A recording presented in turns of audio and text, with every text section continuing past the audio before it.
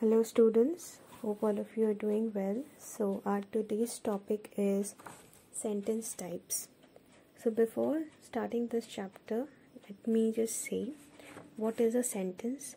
So the sentence is a set of words that makes complete sense, right? So there are two parts of sentences, phrases and clauses. Apart from that, we have also another two parts, subject and predicate. So today we will discuss a bit about clauses.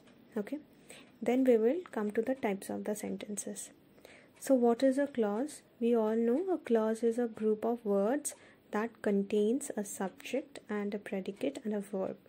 Okay, so we knew that the clauses are of two types, independent and dependent. What does independent clause mean? Independent clause contains a subject, a verb, and gives a complete sense. Okay, makes a complete statement.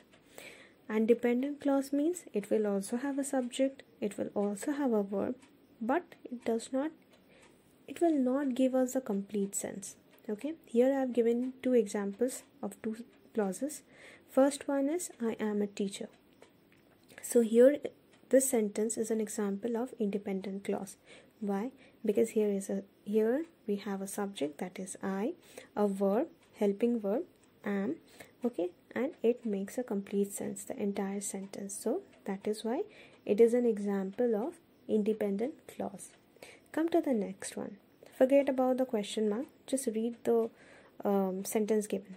Before he went to school. Now here we have one subject, that is he, went is a verb, but it does not make a complete sense. Before he went to school, okay, this gives an incomplete sense. So because of this sentence is an example of dependent clause. Now come to sentence types. So sentences, so why am I discussing about clauses? Okay, now you will get to know. So sentences can be classified into following three types. One is simple, next one is compound, and another one is complex. So let us know one by one. What is a simple sentence? So a simple sentence has only one independent clause. Means how to identify a simple sentence? So it will have one independent clause. Okay, independent clause means there will be a subject, a verb, and it will give a complete sense. Here is the example. The girl sat beside the river. So here the subject is the girl. Okay, here is a verb, that is sat. Okay, and this entire sentence makes a complete sense. Okay, that is why this sentence comes under simple sentence. Next one. In the next sentence, we have Ashish drank some water. So here also there is one subject, that is Ashish. Drank is a verb, and this entire sentence makes a complete sense.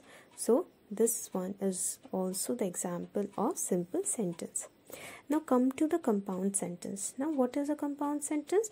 It has two independent clauses, but it is joined by coordinating conjunctions. You know, students, what are conjunctions? Those are the joining words, and coordinating conjunctions, the acronym, I hope all of you can remember the fanboys. F for, A for and, N for nor, B for but, O for or, Y for yet, and S for so. Fanboys acronym. So in compound sentence you will get two independent clauses, but it will be joined with a coordinating conjunction. Here is one example. I like basketball, but Rika likes football. So here two independent clauses we are getting. First one, I like basketball. Second one, Rita likes football.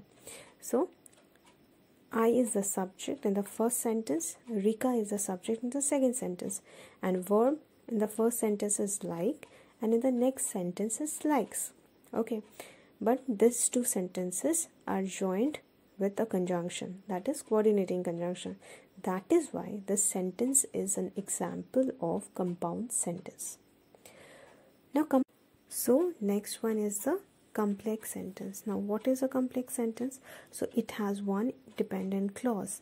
Okay, one dependent clause that is headed by a subordinating conjunction. So what does subordinating conjunction mean?